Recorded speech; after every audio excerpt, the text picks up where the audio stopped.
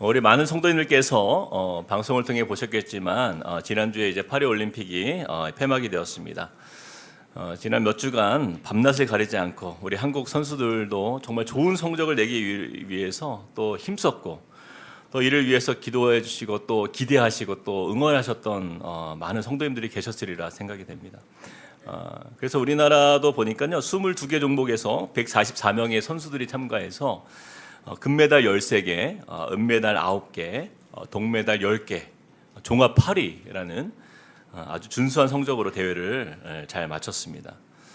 이 올림픽이라는 것이요 우리 선수들에게 있어서 참 특별한 대회입니다. 겨우 4년에 한 번 열리는 대회잖아요. 그래서 이 한 번의 대회를 위해서 선수들은 이 4년 동안의 모든 그 훈련의 고통을 이겨내며 또 갈고 닦아온 모든 실력을 동원해서 정말 최고의 컨디션에서 또 최고의 기량으로 또 최고의 선수들과 경합해서 이겨내야 할 뿐 아니라 또 전 세계의 모든 사람들과 미디어가 주목하는 만큼 엄청난 부담과 이 압박감 속에서 이 대회를 치르는 것이죠. 그렇게 이 대회에 참가하는 나라를 대표한 선수들에게 있어서 한 가지 목표가 있죠. 그것이 무엇입니까? 그렇죠. 메달을 따는 거예요. 메달.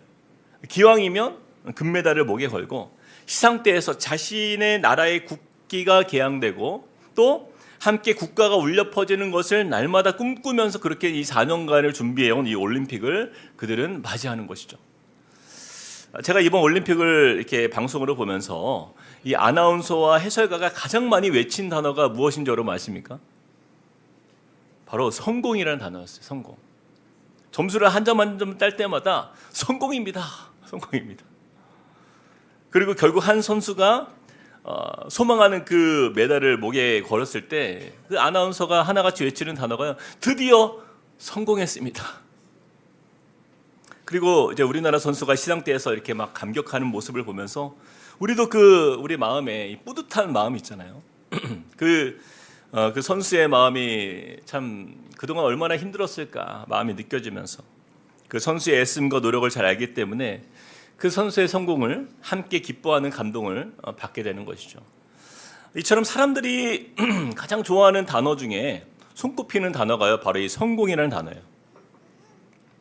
우리는 세상에서 어느 누구라도 각자 자신의 분야에서 두각을 나타내기를 원합니다.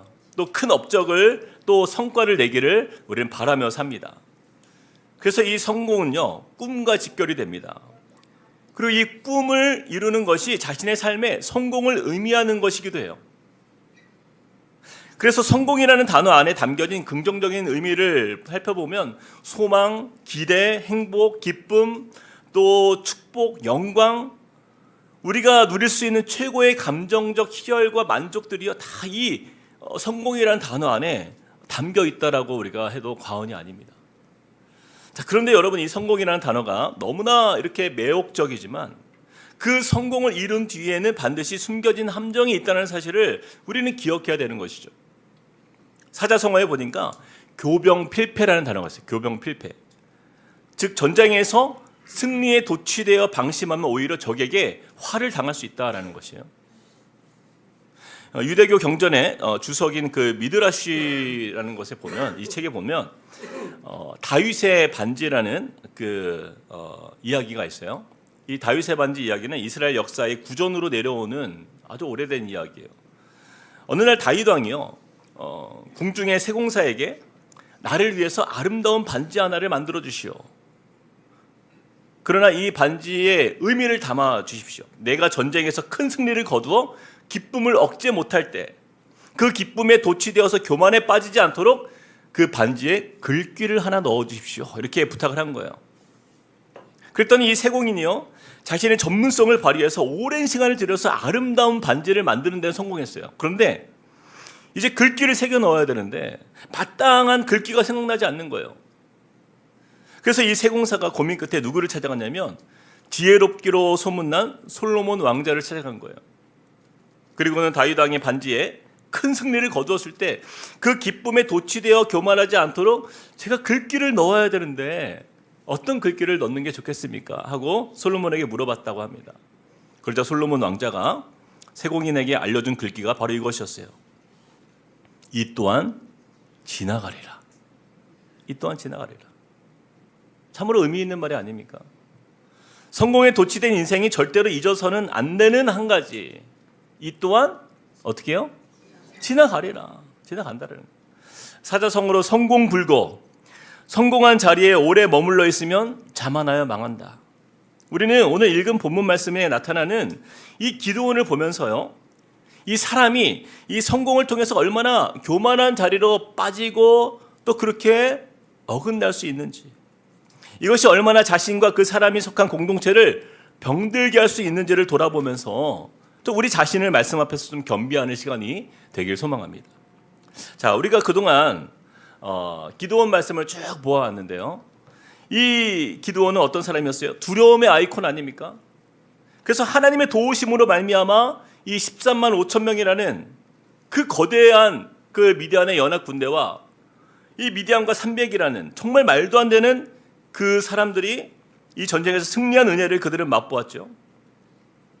그리고 이 오늘 말씀은요, 그렇게 온 세상이 두려워했던 그 큰 미디안 연합대군을 이제 기드온 군대가 기적적으로 물리치며 큰 승리를 얻은 그 마지막 부분의 이야기를 담고 있는데, 이 기드온과 300명의 군대는요, 이제 미디안 군대를 물리치고 미디안의 두 우두머리 오렙과 스앱을 사로잡아서 죽입니다.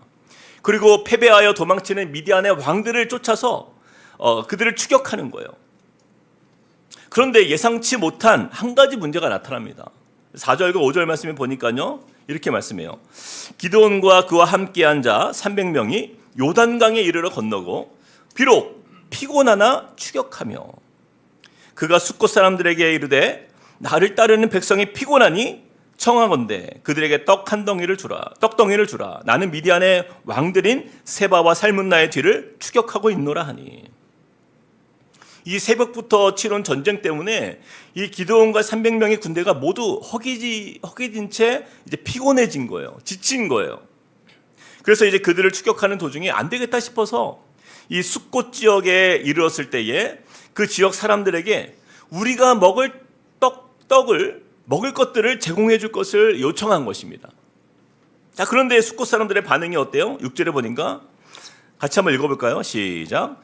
숫곳의 방백들이 이르되 세바와 어찌 우리가 내 군대에게 떡을 주겠느냐 하는지라. 이 숫곳 사람들이요, 기드온에게 음식을 제공하지 못하겠다라는 거예요. 이들은요, 기드온의 승리의 소식을 아직 듣지 못한 상태이기 때문에 여전히 미디안의 이 세바와 살문나의 그 미디안의 왕들을 두려워하고 있었어요. 혹시라도 우리가 기드온을 도왔다가 나중에 이 미디안 사람들에게 해코지를 당할까, 선뜻 기드온에게 도움을 줄 수 없겠다라는 것입니다. 여러분 보세요. 물론 지금 기드온을 도와주면 너무 좋겠지만 여기 숫곳 사람들에게 입장에서 이해가 됩니까? 안 됩니까? 이해가 될 수 있어요. 충분히 그럴 수도 있습니다. 그런데 여기서 우리는요, 기드온의 뜻밖의 반응을 보게 되는 거예요. 7절에 보니까 이렇게 말씀해요. 기드온이 이르되 그러면 여호와께서 세바와 살문나를 내 손에 넘겨주신 후에 내가 들가시와 찔레로 너희 살을 찢으리라. 지금 당장 가서 미디안 왕의 그 세바와 살문나를 잡은 후에 어떻게 하겠다고요? 내가 돌아와서 너희 숫곳 사람들 나 안 도와줬지? 들가시와 찔레로 너희 살 내가 찢어버리겠다. 협박하는 거예요. 여러분 이 모습을 잘 보세요.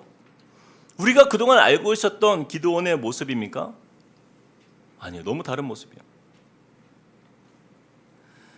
여러분 우리가 보았던 기드온은 어떤 사람이에요? 겁이 많고 신중하고 소심하고 두려움이 많은 아이콘 아닙니까? 그런데 지금은 완전히 다른 사람으로 변해 있는 거예요. 여러분 숫곳 사람들은요, 어느 이방의 다른 민족 사람들이 아니에요. 기드온이 이 나라를 지키기 위해서 쓰임받고 있는 거잖아요. 그런데 이 숫곳 사람들은요, 바로 이스라엘 방백 중 한 족속입니다. 같은 민족이에요. 그런데 기드온은요, 지금 자신의 요청을 거절한 숫곳 사람들을 용서하지 않겠다. 내가 철저히 너희를 돌아와서 응징하겠다라고 선언하는 거예요. 지금 기드온은요, 분노에 가득 차서 해서는 안 될 말들을 내뱉고 있는 것입니다. 근데 이 기드온의 분노의 질주는요, 여기서 멈추지 않아요. 이번에는 이제 그들이 숫곳을 떠나서 분우엘까지 이르렀어요. 분우엘 사람들에게 똑같이 요청을 합니다. 8절에 보니까요, 거기서 분우엘로 올라가서 그들에게도 그같이 구한즉, 분우엘 사람들의 대답도 여기서부터 같이 한번 읽어볼까요? 숫곳 사람들의 대답과 같은지라. 도와주겠다라는 거예요? 안 도와주겠다라는 거예요? 안 도와주겠다라는 거예요. 그래서 이 분우엘 사람들도 숫곳 사람들과 같은 이유로 거절한 거예요. 그러자 기드온이요, 이번에는 또 마찬가지로 너희도 두고 보자, 더 큰 저주를 퍼붓습니다. 자, 9절을 제가 읽어볼게요. 기드온이 또 분우엘 사람들에게 말하여 이르되 내가 평안히 돌아올 때에 이 망대를 헐리라 하니라. 근데 이 말이요, 농담이나 어떤 협박성 실언이 아니에요. 결국에는 도망치는 미디안 왕들 끝까지 추격한 끝에 그들을 이제 생포하기에 성공한 기드온은요, 이 미디안의 왕 세바와 이 살문나를 잡아다가 숫곳 사람들 앞에 데리고 와서 내 말이 틀리지 않았다라는 것을 증명합니다. 그리고 기드온의 요청을 들어주지 않은 숫곳과 분우엘 사람들을 이제 징벌합니다. 16절, 17절 같이 읽어볼까요? 시작. 그 성읍의 장로들을 붙잡아 징벌하고 분우엘 망대를 헐며 그 성읍 사람들을 죽이니라. 대참사, 대학살이 벌어진 거예요. 그렇게 겸손했던 기드온, 하나님 앞에 엎드리며 하나님의 은혜를 구하며 하나님의 도우심을 구했던 그 기드온은 온데간도 없어요. 미디안과의 전쟁에서의 승리에 도취된 기드온은요, 단 한 번도 하나님을 찾지 않습니다. 그리고 지금은 그냥 고삐 뿔린 망아지처럼 자신의 기분대로 자신의 민족인 숫곳과 이 분우엘의 이스라엘 사람들을 고문하고 학대하며 잡아 죽이는 비극을 초래하고 있는 거예요. 하나님이 시작하신 전쟁을 개인의 감정에 의한 보복과 응징으로 동족을 잔인하게 살해하는, 그렇게 피로 얼룩진 전쟁으로 맞춰지게 되는 것을 우리가 보게 됩니다. 저는요, 너무나 달라진 기드온, 이제는 누구도 그를 멈출 수 없는 이 기드온을 보면서요, 참 안타까운 마음이 들었어요. 처음에 여호와의 사자가 기드온을 찾아왔을 때만 해도 얼마나 그가 순수했습니까? 우리는 그 첫 모습을 기억하잖아요. 그가 포도주 틀에서 밀을 타작하던 그에게 찾아오신 그 여호와 하나님. 사사기 6장 12절 말씀에 여호와의 사자가 기드온에게 나타나 이르되 큰 용사여, 여호와께서 너와 함께 계시도다. 보리떡 한 덩어리와 같은 그 인생을 들어서 큰 용사로 세워주신 하나님께 감사와 영광의 제사를 올려드려도 모자를 파네. 언제부터 자신이 대장이었다고, 마치 자신이 왕이 된 것처럼 하나님께 묻지도 않고 사적인 감정으로 자기 민족들을 보복하고 응징하는 그의 모습은요, 이 미디안의 악한 왕들과 과연 무엇이 다르냐라는 거예요. 바로 이 모습이요, 성공에 도취된 기드온의 교만이었다라는 것입니다. 저는 이 말씀을 묵상하면서 하나님께서 저에게 주신 깊은 깨달음이요, 한 가지가 있었어요. 초심을 잃은 리더가 얼마나 위험한가를 보게 해주시는 거예요. 여러분, 저는요, 그동안 한국의 많은 그 명설교자들, 참으로 훌륭하다라고 손꼽히는 그런 유명한 그런 목회자들 중에서 이 초심을 잃은 목회자들을 너무 많이 보았어요. 오죽했으면 이찬수 목사님께서, 목사님의 꿈이 딱 한 가지가 있대요. 지금까지도 똑같은 꿈 하나, 내가 말년에 취해지지 않는 것이다. 이것이 내 꿈이다. 그만큼 얼마나 많은 유명한 목회자들이 성공에 도취되어서 넘어지고 있냐라는 것이에요. 과거 10년 전 기독교 뉴스에서 한국의 차세대 목회자 리더 탑10을 이렇게 선정해서 막 뉴스화되고 막 그랬어요. 근데 이찬수 목사님도 그 중 10명 중에 들어가 있는데, 근데 이제 그 이찬수 목사님보다 위에 있는 1위부터 이렇게 쭉 있잖아요. 근데 시간이 지나 보니까 다 넘어진 거예요. 다 넘어졌어요. 그래서 목사님이 하나님 앞에 기도할 때마다 하나님이 목사님에게 주시는 경고는 다음은 너다라는 거. 다음은 너다. 교만하지 마라. 초심 잃지 마라. 다음은 너가 될 수 있다. 그 말을요 정말 많이 하셨어요. 제가 우리 함께 꿈꾸는 교회를 이제 개척을 앞두고 있었을 때 함께 개척하실 우리 성도님들을 제가 신방하면서 제가 앞으로 여러분과 함께 교회를 세워야 되는 목사가 되어야 되는데 여러분 제가 어떤 목회자가 되길 원하십니까? 다 질문을 드렸어요. 여기 계신 분들 중에서 그 질문 받으신 분들 계시죠. 근데 뭐 설교 잘하는 목사, 뭐 성경에 탁월한 목사, 교회를 위해 헌신하는 목사 이런 거는 거의 없어요. 대부분이요 하시는 말씀이 거의 비슷합니다. 초심을 잃지 않는 목사. 지금 기도원이 왜 이런 죄를 짓게 된 거예요? 초심을 잃어서가 아닙니까?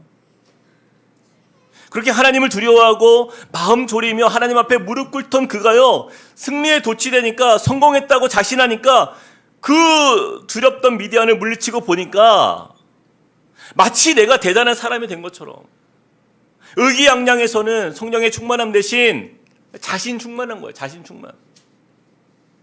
하나님께 묻지도 않아요. 예배하지도 않아요.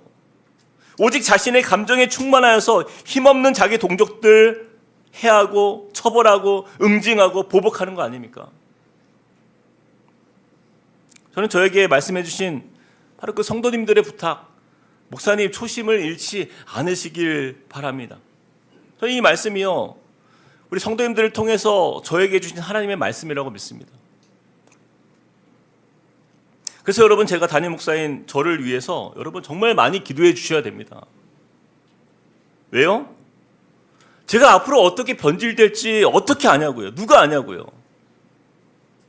지금은 개척 초기잖아요. 이제 2년 좀 넘었어요. 가끔 믿기지가 않아요. 저는 한 20년 된 것 같은데 2년밖에 안 됐대요.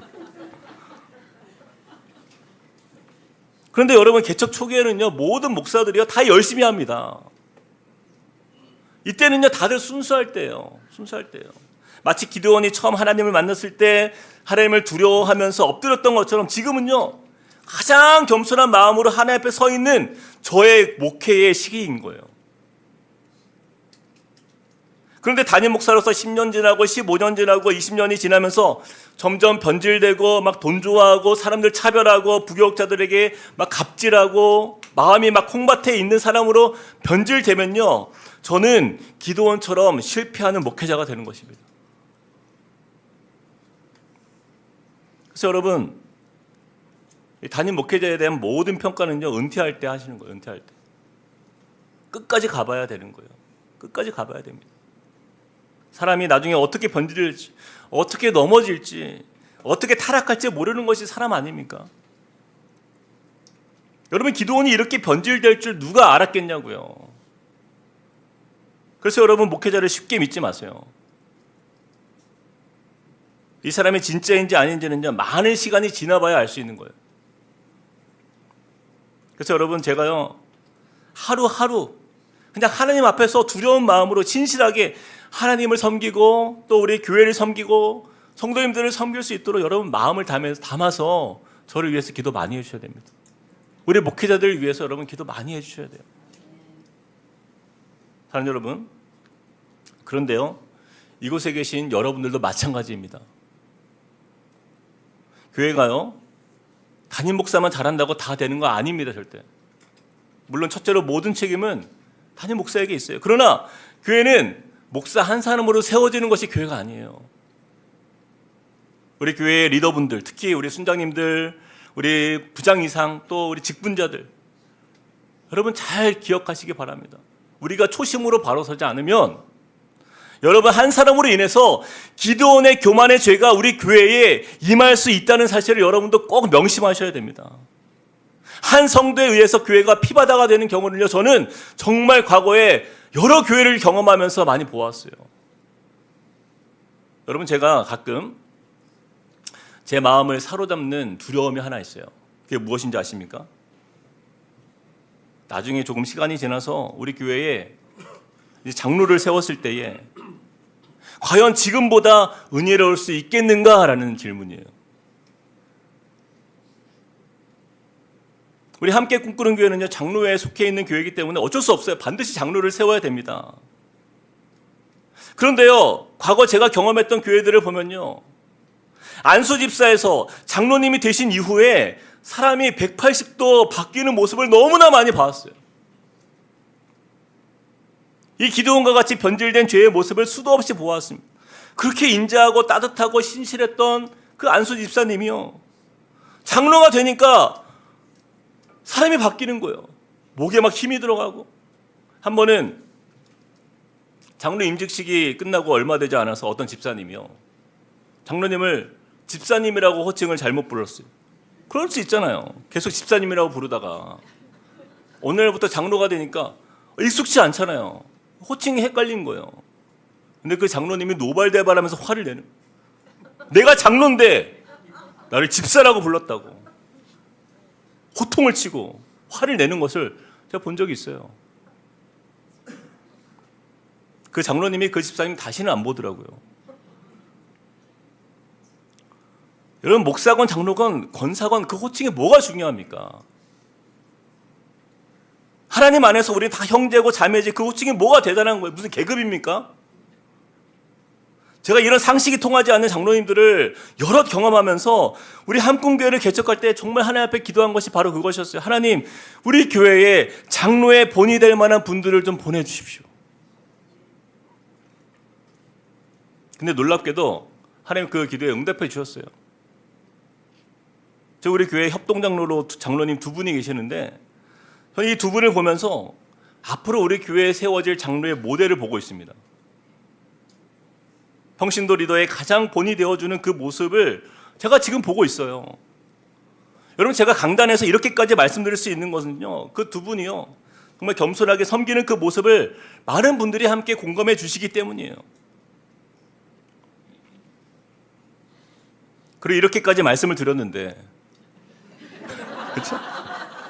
이 두 분이 앞으로 얼마나 더 큰 부담을 가지고 앞으로 세워질 장로의 모델이 되기 위해서 애를 쓰시겠냐라는 거예요. 여러분, 저는 담임 목사님 저를 포함해서 우리 순장님들과 우리 분과장님들, 부장단들, 그리고 우리 직분자들 모두 결코 초심을 잃지 않는 하나님의 백성 되시길 주님의 이름으로 축복드립니다. 그런즉 선줄로 생각하는 자는 뭐 할까 조심하라고요? 넘어질까 조심하라. 이 말씀을 우리 마음에 새겨야 되는 거예요. 잘 될 때 성공과 승리를 누리는 그 자리에서 더욱 자신을 낮추고 더 겸손하게 마음을 겸비하여 하나님께 충성된 우리 교회가 되는 것, 그것이 우리 모든 성도들의 소망이잖아요. 그렇죠? 저는 그런 교회가 되기를 주님의 이름으로 축복드립니다. 자, 이어서 우리 말씀을 좀 보겠는데, 안타깝지만 기드온의 죄는요, 여기서 멈추지가 않아요. 우리 함께 8장 22절을 읽어보겠습니다. 시작. 그때에 이스라엘 사람들이 기드온에게 이르되 당신이 우리를 미디안의 손에서 구원하셨으니 당신과 당신의 아들과 당신의 손자가 우리를 다스리로서 하는지라. 자, 여러분 잘 보세요. 7년간 그들을 괴롭혔던 미디안의 왕들을 잡아서 이제 처형했어요. 이제는 미디안 연합대군을 물리친 이 기드온의 승리를 백성들이 감탄한 거예요. 그래서 이스라엘 백성들이요, 이 기드온을 왕으로 삼고자 합니다. 자, 그런데 기드온의 대답을 한번 보십시오. 8장 23절 제가 읽어보겠습니다. 기드온이 그들에게 이르되 내가 너희를 다스리지 아니하겠고 나의 아들도 너희를 다스리지 아니할 것이요. 자, 여기서부터 시작. 여호와께서 너희를 다스리시리라.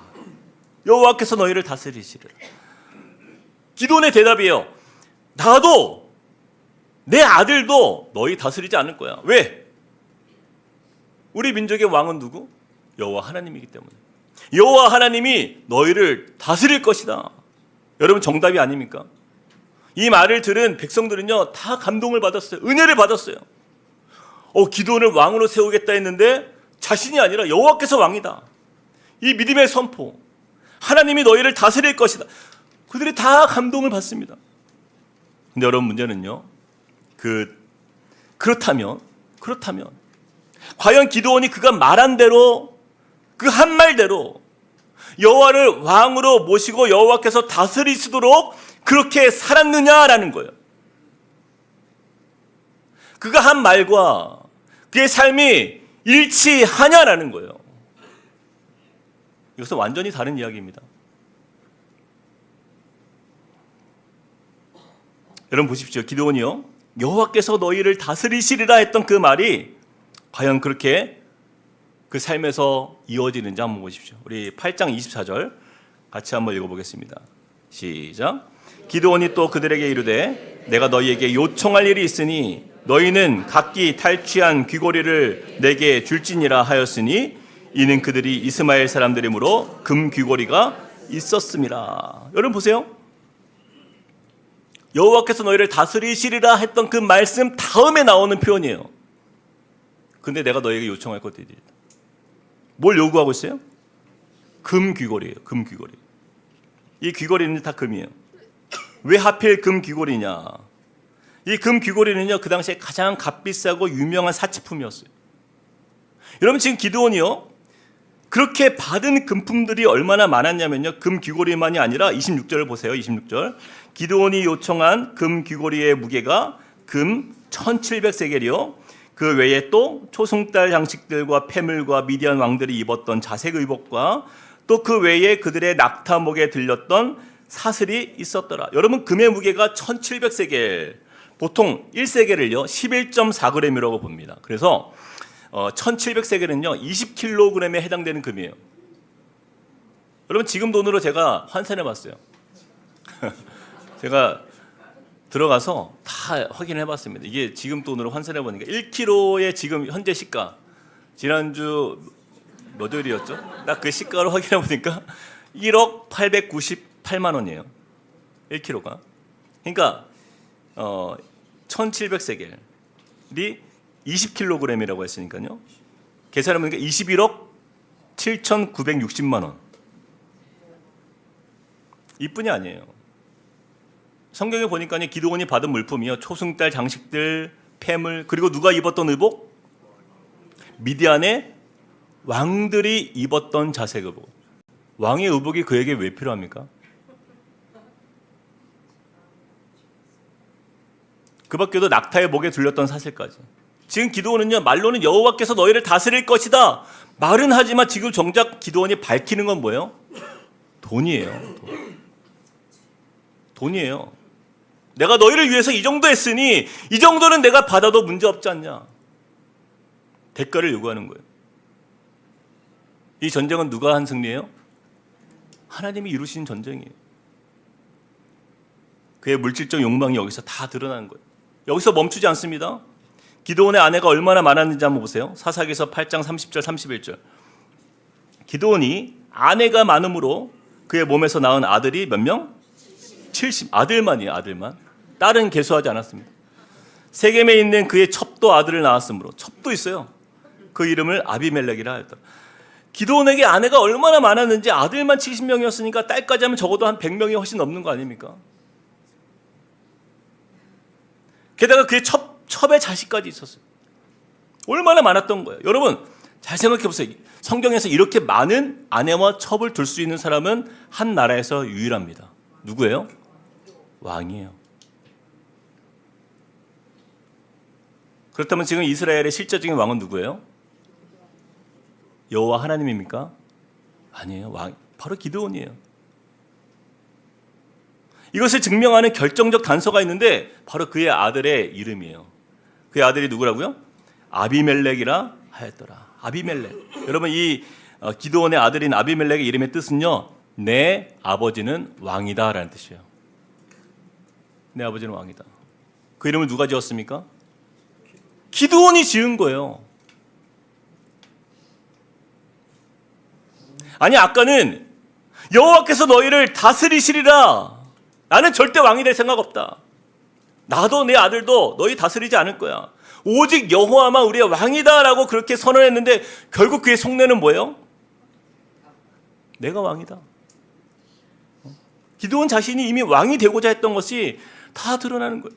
마치 믿음이 있는 것처럼 자신의 신앙을 포장했지만 그 모든 행색은 이미 왕처럼 이스라엘 가운데 군림하고 있었다라는 거예요. 저는 이 말씀을 묵상하는데요,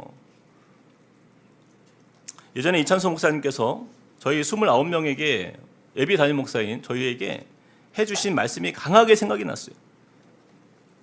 세상에 많은 목회자들 중에서 나쁜 목사는요, 교회에서 사고치고 성도들 마음 아프게 한 목회자들이다. 자, 그런데 그런 목회자들보다 더 나쁜 목회자가 있다.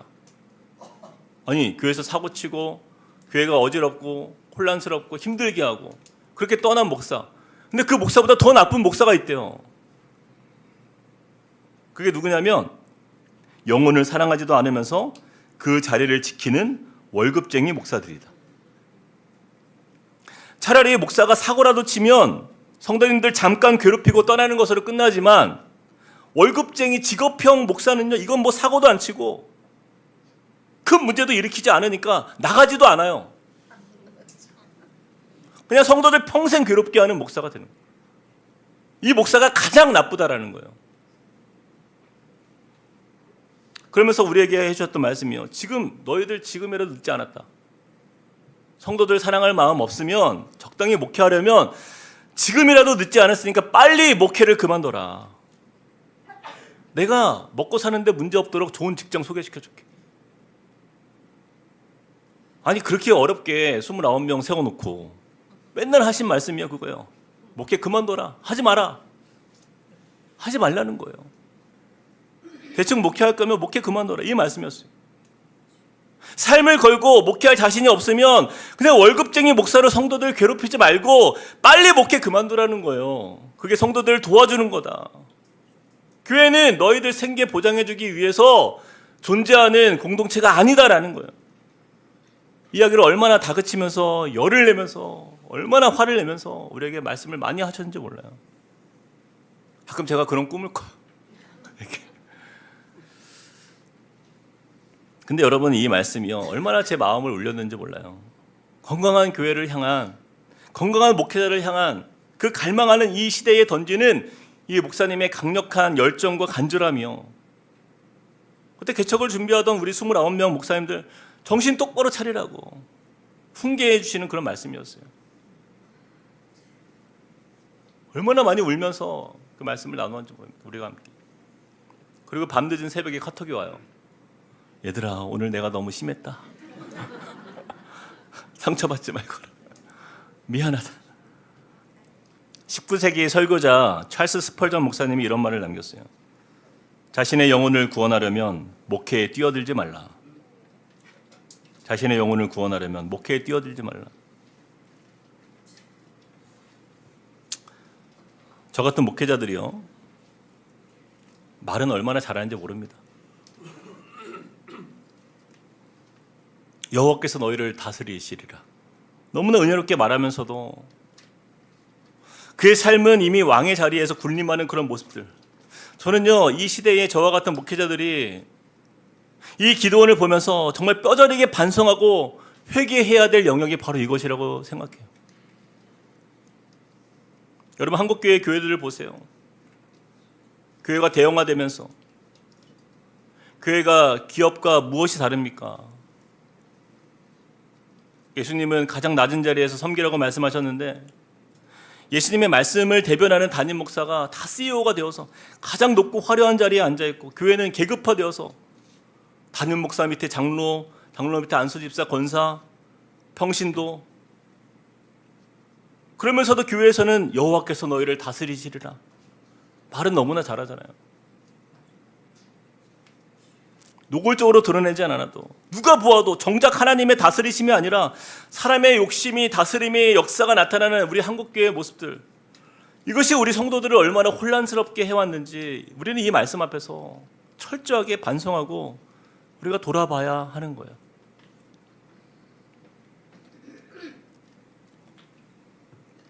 사랑하는 성도 여러분, 저는 우리 함께 꿈꾸는 교회가요, 그냥 그런 건강한 교회를 표방하고 그냥 꿈만 꾸고 그냥 그렇게 흉내만 내는 교회가 되지 않기를 바랍니다.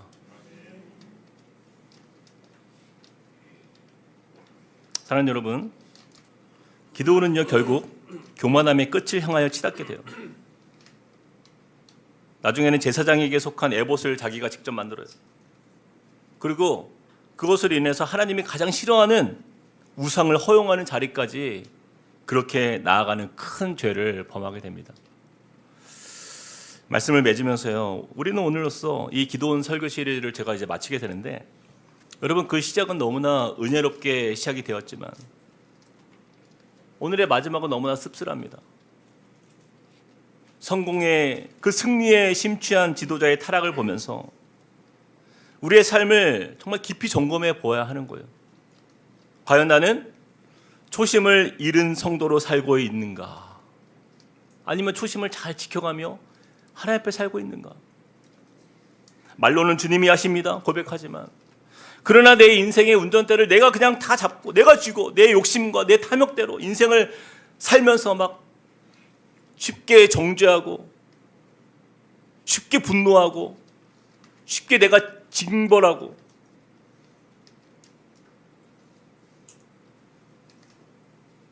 우리 자신을 좀 돌아봐야 되는 거예요. 우리 성도님들이 말로는 그렇게 평가하잖아요. 목회자는 이러면 안 돼, 장로는 이러면 안 돼, 교회가 이러면 안 돼. 날선 비판의 말은 서슴없이 하면서도 정작 나는 성령의 인도함 받기보다 내 자존심대로, 내 감정대로, 내 욕망대로 살고 그렇게 내 인생에 내가 왕의 자리에 앉았다라고 한다면 오늘 말씀 앞에서 우리는 돌이켜야 되는 거예요. 주님, 여호와만이 나를 다스려 주십시오. 말뿐이 아니라 내 삶으로 주님이 나의 왕이십니다. 주님만 영광 받아 주십시오. 주님, 나는 무익한 보리떡 한 덩어리입니다. 이 고백 앞으로 우리가 돌아가야 되는 거예요. 이 기도원의 말씀을 반면교사 삼아서 우리가 초심을 지키고 하나님의 첫사랑을 누리고 회복하는 저와 여러분이 되시길 주님의 이름으로 축복드립니다. 우리 같이 들은 말씀 기억하면서 찬양하시겠습니다. 내가 주인 삼은 모든 건 내려놓고 우리의 마음에 이 주인된 자리, 왕의 자리 이 시간 다 내려놓기 원해요. 주님 앞에 나아갑시다. 주님의 사랑 앞에 나아갑시다. 주님, 내 마음에 헛된 생각, 헛된 욕망, 헛된 분노, 하나님 내 안에 있었던 모든 교만한 마음들 주님 앞에 다 내려놓습니다. 주님이 나의 주되심을 내가 선포합니다. 주님, 그것이 말뿐 아니라 나의 삶으로 증거되게 하여 주시옵소서. 우리 같이 찬양하며 나가겠습니다. 내가 주인 삼은 모든 것, 내가 주인 삼은 모든 것 내려놓고 내 주 대신 주 앞에 나가 주 앞에 내가 사랑했던 모든 것 내려놓고 주님만 사랑해. 우리 다시 한번 선포합시다. 내가 주인 삼은 모든 것 내려놓고 내가 주인 삼은 모든 것 내려놓고 내 주 대신 주 앞에 나가 주 대신 주 앞에 나가 내가 사랑했던 모든 것 내려놓고 오직 주님만 사랑합니다. 우리 고백으로 주 앞에 나갑시다. 주 사랑 거친 풍랑에도 주 사랑 거친 풍랑에 깊은 바다처럼 나를 잠잠케 해. 나를 잠잠케 주 사랑 주 사랑 내 영혼의 반석 내 영혼의 반석 주님이면 충분합니다. 그 사랑 안에 거하기 원합니다. 주 사랑 거친 풍랑에도 주 사랑 거친 풍랑에 깊은 바다처럼 깊은 바다처럼 나의 마음을 잠잠케 나를 잠잠케 주 사랑 내 영혼의 반석 내 영혼의 반석 그 사랑 위에 서리. 그 사랑 위에 서리. 우리 같이 한번 이 시간에 기도하며 나아갑시다. 여러분, 기도원이 처음부터 그랬겠습니까? 그렇지 않아요. 처음에 가졌던 그 순수한 마음, 그 두렵고 떨림으로 주님 앞에 서서 무릎 꿇고 주님의 은혜를 구하며, 주님 내가 이것을 감당할 수 있습니까? 그렇게 겸손하며 주님의 은혜를 구하며 섰던 그 기도원이 더 이상 하나님을 찾지 않습니다. 그 승리에 도취된 이후 그는요, 그의 인생은 실패의 인생으로 떨어지는 삶을 살게 되는 거예요. 이전과 비교하면 가장 화려한 삶을 살았지만 그 화려함 속에서 하나님을 잃어버린 인생, 하나님 보실 때에는요 그 인생 실패한 인생이 되는 거예요. 우리 같이 한번 기도할 때, 주님, 내가 주님 없이도 너무나 잘 살고 있지는 않습니까? 내가 초심 다 잃어버리고 처음 가졌던 주님과의 관계, 그 사랑, 그 눈물, 그 간절함 다 사라지고 어쩌면 세상에서 내가 나의 왕이 되어서, 내 나라의 왕이 되어서, 내 인생의 왕이 되어서 그렇게 살고 있지는 않습니다. 주님, 이 시간 내가 돌이킵니다. 주님, 내 마음을 주인 삼은 내 모든 것 다 내려놓습니다. 주님 나를 받아주시고 이 시간 주님 앞에 초심으로 돌아가는 이 시간 되길 원합니다. 은혜를 더하여 주시옵소서. 우리 같이 한번 기도하며 나가시겠습니다. 사랑과 은혜 하나님, 주님을 의지하며 믿음으로 나갑니다. 하나님, 우리의 마음을 돌이키며 주님의 은혜를 구하며 나아갑니다. 하나님, 처음 주셨던 그 마음, 그 초심을 회복하는 인생도 살려주시옵소서. 하나님, 우리가 너무나도 교만하게 살았고 너무나도 아버지 하나님, 나의 주장과 나의 욕망과 나의 탐욕으로 살았고 하나님, 나의 소격대로 살며 아버지 하나님 쉽게 정죄하고 분노하며 하나님 모든 삶에 아버지 하나님, 내가 주인 되었던 나의 마음 주여 이 시간 회개하며 나아가오니 하나님, 주님 우리의 마음을 돌이켜주시옵소서. 주님이 기쁘신 그 가운데에 하나님 온전한 믿음으로 서는 주의 백성 되게 하시고 하나님, 우리가 그러한 교회를 꿈꾸며 세워가는 교회 되게 하여 주시옵소서. 주님, 우리의 마음이 아버지 하나님 정결한 주의 자녀로 하나님 주님으로 만족합니다. 주님 한 분으로 우리가 속합니다. 하나님, 겸손한 마음을 우리에게 허락하여 주시옵소서. 하나님, 우리에게 주신 그 은혜의 마음을 하나님 잃어버리지 않게 하여 주시옵소서. 하나님, 주님의 뜻 앞에 우리가 믿음으로 나아가기 원하고 겸손한 마음 아버지 하나님 우리에게 허락하여 주시옵소서. 그 은혜의 자리에서 주님을 바라보게 하여 주시고 정말 주님이 원했던 모습, 주님이 기뻐하시는 모습, 그것이 아니었는데 하나님, 점점 이 세상 가운데에 하나님 탐욕 가운데 서가는 우리의 인생이 아니라 하나님, 이제는 아버지 주님 그의 마음을 돌이킵니다. 그 사랑 안에 나아갑니다. 주님 인도하여 주시옵소서. 우리 이어서 한 번 더 기도합시다. 이 시대의 비극은요, 목회자나 성도나 다 말만 많다라는 거예요. 그러니까 말은요, 여호와께서 너희를 다스리시리라. 얼마나 은혜롭습니까? 근데 그들의 삶을 보면 모든 욕심과 탐욕 속에 살아가요. 우리 시간에 좀 회개했으면 좋겠어요. 하나님, 진짜 낮아지길 원합니다. 말뿐이 아니라 진짜 겸손하길 원합니다. 흉내만 내는 게 아니라 그것이 우리의 삶이 되게 하여 주시옵소서. 예수의 삶, 주님이 사셨던 그 모습, 그것이 우리 교회가, 우리 가정이 나아가야 될 길임을 믿습니다.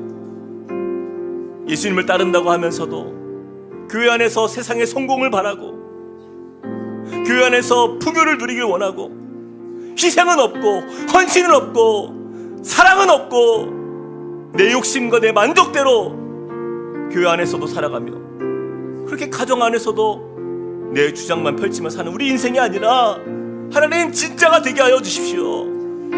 기도원처럼 말뿐인 인생으로 남지 않게 하여 주시고 우리의 삶이 주님의 마음을 대변할 수 있는 진짜 성도가 되게 해달라고 우리 같이 한번 기도하며 나가시겠습니다. 사랑의 하나님, 주님의 은혜를 갈망하며 나아갑니다.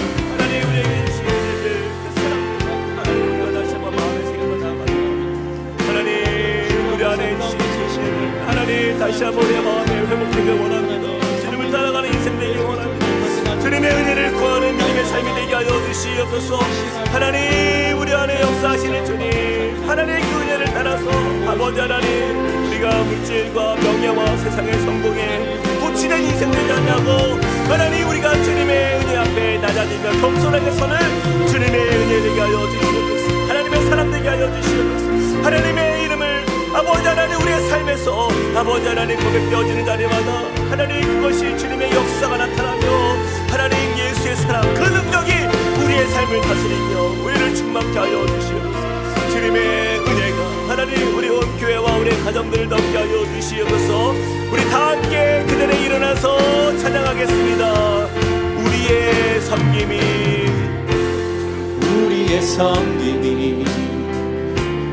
더 낮은 곳, 우리의 고백이 우리의 우리의 고백이 더 낮은 쓰러져 있는 곳으로 그들을 향해 쓰러져 있는 그들을 당신이 향해 그랬듯 더 낮은 곳으로 당신이 그랬듯 우리의 말뿐이 아니라 우리의 삶이 그러한 삶이 되길 원합니다. 우리의 섬김이 더 낮은 곳으로 우리의 고백이 더 낮은 곳으로 더 낮은 곳으로 쓰러져 있는 그들 향해 쓰러져 있는 우리 주님께서 우리에게 보이신 그 사랑대로 당신이 우리가 함께 우리의 삶으로 낮아지길 원합니다. 낮은 곳으로 우리를 우리를 초대하네 함께하자고 말씀하시네 함께하자고 말씀하시네 우리도 예수 그 길을 따라 함께 가길 원하네 함께 가길 원 주님이 우리와 함께 하시네 우리와 함께 하시네 십자가 피 흘린 예수의 손으로 십자가 피 흘린 예수의 손으로 모든 아픔을 위로하시네 모든 아픔을 우리에게 보여주셨네 우리에게 보이신 그 예수의 사랑을 기억하면서 우리에게 고백합시다. 낮은 곳으로 우리를 초대하네 함께하자고 말씀하시네 우리도 예수 그 길을 따라 함께 가길 원하네 함께 가길 원하네 주님이 우리와 함께 하시네 십자가 피 흘린 예수의 손으로 십자가 피 흘린 예수의 손으로 모든 아픔을 위로하시네 우리에게 보여주셨네 우리에게 고백합시다. 이 모든 것이 하나님의 은혜입니다. 모든 것이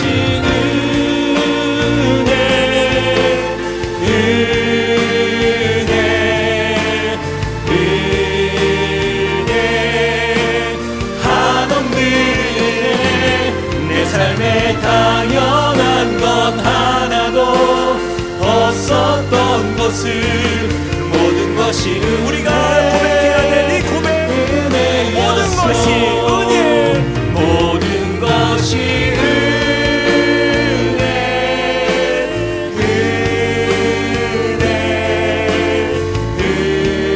은혜 한없는 은혜 내 삶에 당연한 것 하나도 없었던 것을 모든 것이 한 번 더 고백합시다. 모든 것이 은혜 모든 것이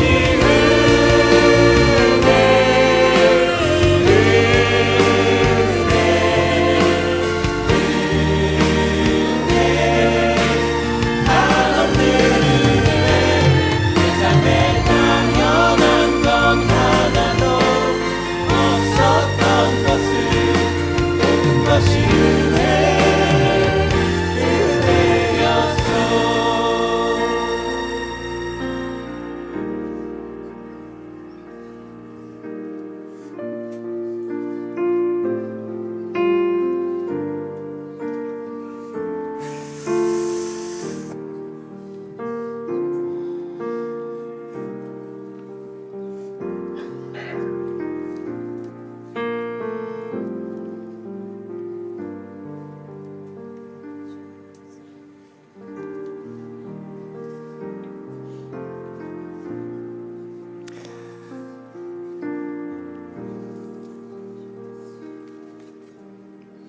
주님 죄송합니다. 우리가 얼마나 악하고 우리가 연약한지요.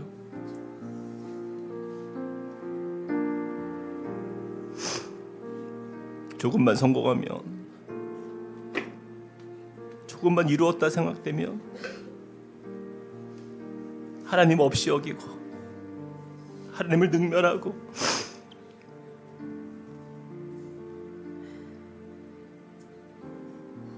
주님의 은혜를 잃어버리고 사는 우리의 모습을 주님 용서하여 주시옵소서. 너무나 쉽게 초심을 잃어버리고 너무나 쉽게 세상 가운데에서 나를 드러내며 나의 자랑과 나의 욕망과 나의 탐욕대로 살아가는 우리의 인생, 주님 용서하여 주시옵소서. 우리가 말로는 여호와께서 너희를 다스리시리라, 너무나 은혜로운 말들로 우리가 포장하며 우리의 삶을 살지만, 그러나 우리의 삶의 진정한 모습을 보면 기드온과 다를 바가 없습니다. 돈을 사랑하고 명예를 사랑하고 자신의 정욕대로, 자신의 분노대로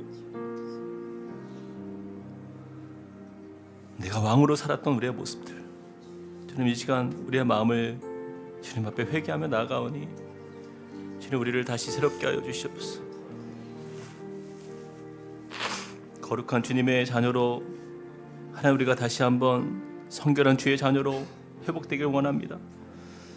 주님 이 기도원 말씀을 마무리하면서 주님 우리의 삶에 주어진 과제, 하나님 다시 처음으로 돌아가는 것, 하나님 그 마음을 우리가 잃지 않게 하여 주시고, 날마다 우리가 세상 가운데 떠밀려 흘러 떠내려가는 인생 되지 않게 하여 주시사, 말씀의 기둥을 붙들고 그 삶의 기준을 하나님의 말씀으로 세워 날마다 그 말씀대로 순종하며 살기를 애쓰고, 우리가 잘 될 때나 안 될 때나, 힘들 때나 고통이 올 때나, 그러나 어려울 때나 즐거울 때나 상관없이 우리의 삶의 기준 되시는 주님 앞에 견고하게 서 있는 믿음의 사람 되게 하여 주시옵소서.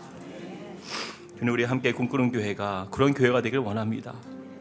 주님 우리가 흉내만 내는 교회 되지 않게 하여 주시고, 포장만 돼 있는 교회 되지 않게 하여 주시고, 주님의 진리의 말씀이 우리의 삶으로 이루어지고 우리의 삶에서 그 능력을 이루어가며 하나님의 진짜 사랑이 우리 안에 실천되고 이루어지고 진정한 하나님 나라의 천국의 기쁨이 맛보아지는 아름다운 주님의 교회 될 수 있도록 은혜 더하여 주시옵소서.